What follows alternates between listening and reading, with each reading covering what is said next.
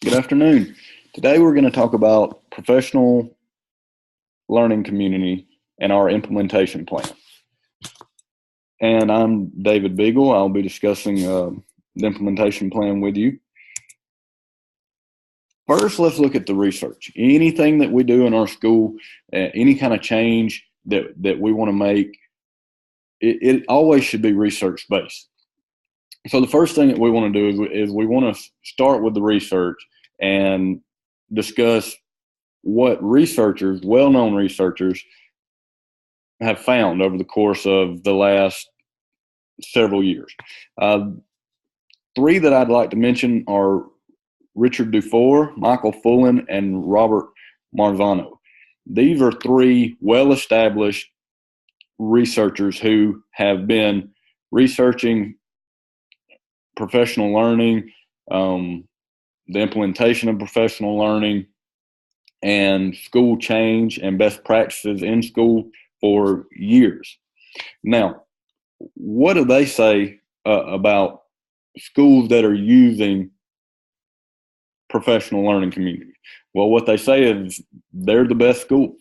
And what they do with these professional learning communities is they take these team of teachers and they build leadership teams within their school. They build a collaborative team of teachers that will take the information that's provided and disperse it throughout the school. Now, one thing that obviously any school should focus on and always focus on, and the research is here to back it up, is the academic success of your students. That is our focus in professional learning community. We want to learn what we can do to make sure that our students are successful. So that's the final piece of the puzzle, you could say, is how are we going to know if what we're doing is really affecting student learning in a positive or negative way. So researchers say that you've got to make sure that not only do you hold the students accountable for learning, but you also have to hold your teachers accountable. And this professional learning community does that. It puts accountability on members to participate and perform. Now, we have the research there for the professional learning community. We know that the best schools use them. So let's talk about how we're going to implement this professional learning community in our school. What are our goals? What are our overarching, or our big goals, if you will, for our professional learning community? Well, to start with, our learning is going to focus on technology implementation. So we want to know what resources are out there, or determine what resources are out there in order to better engage our students. From technology implementation, if you'll follow the cycle from top around right, or clockwise, if you will. Next, we've got leadership, support, and feedback. The instructional leader, the driver, if you will, of the professional learning community, has to be an active participant. Teachers want to know your expectations. They want to know where they can get better to make sure that they're doing what they need to do for their student. So instructional leaders have to be involved. Number three, or from there, we'll talk about one of our large goals is to form that collaborative team environment. We want a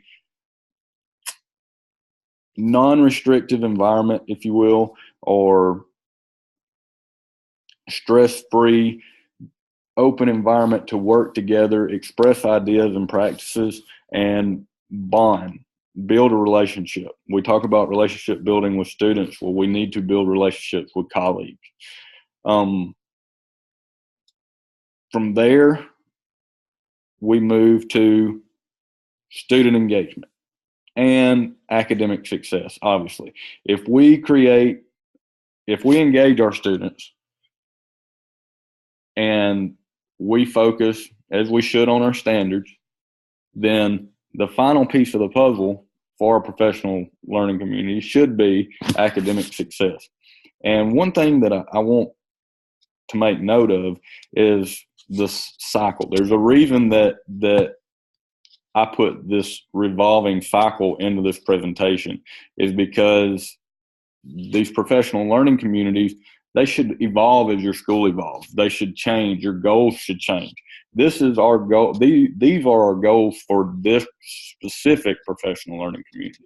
But research shows that these communities should evolve, they should change, and it should be directed towards your students and their needs. All right. So our professional learning in this professional learning community, what is it going to look like? We talked about technology implementation as one of our big goals.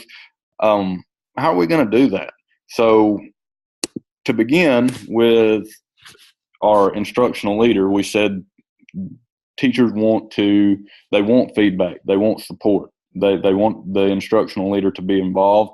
Well, the instructional leader of professional learning is going to be foundationalized by the ISTE standards for administrators.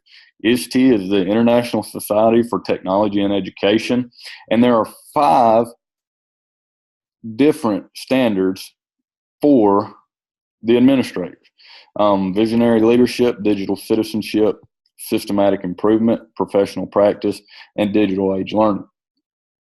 So the instructional leader will be learning about technology resources and strategies that they can use to build this collaborative team with their teachers and ensure that student engagement and learning is taking place.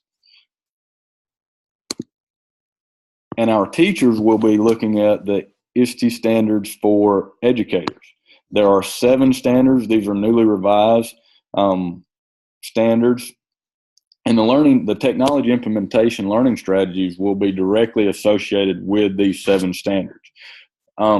So we are going to make sure that in this learning community, we look at how these 2 sets of standards for administrators and educators, how they can tie together to ensure that our final goals of academic success occur.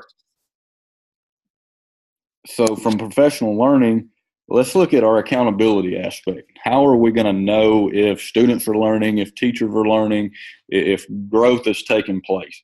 So we're going to assess in 2 different areas. We're going to assess our PLC team members, our administrators, and our teachers using the Tonomi assessment for both school educators and school administrators. This is a live dashboard currently for the assessment.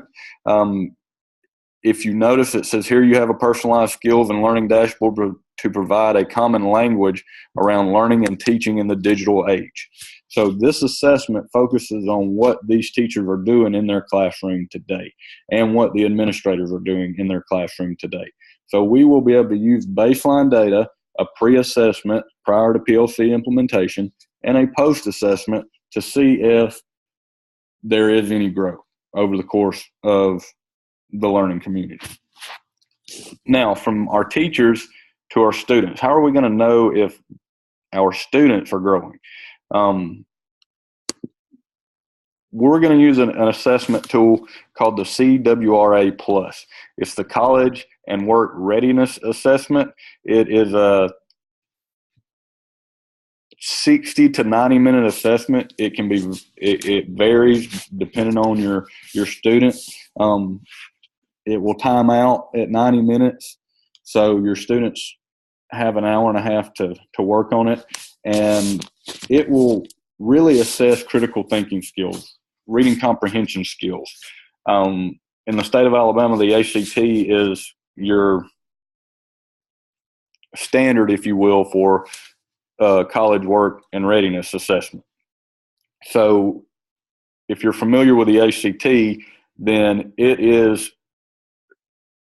very similar to the ACT with the questioning, formatting, and the things that the students will be asked to do. But this will be our assessment tool. We'll give a pre and post assessment and use that data to make conclusions on growth. All right. From there, how are we going to support and give feedback to our teachers in this PLC and our participants? Well, what we really want to do is we want to empower our teachers as far from an instructional leader standpoint. And we're going to do that in two ways. In our planning, we're going to make sure that we schedule time for our teachers to be successful in learning. The professional development or the professional learning, it is online. It is a virtual tool. And in a sense, it's accessible anytime and anywhere. But we know that our teachers are human and they have families and needs outside of the school day. So it's vital for our school success to support those teachers and give those teachers time to grow in the scheduling process and give our learning community time to grow and the ability to grow. In that scheduling, we need to ensure that we have time built in for face-to-face meetings, both team and individual. Ideally, you're looking at a monthly face-to-face meeting with the team and a bi-weekly individual meeting. What will make this feedback and support much easier are the virtual tools that you'll learn to use through the professional learning. There are so many virtual tools, digital tools out there that can make the role of an instructional leader and a PLC provider or driver or participant, really, not even a driver, so much more enjoyable and engaging. And that's one of the ways that we're going to ensure that this PLC is successful. So that's a synopsis of the professional learning community plan for a digital aged professional learning community.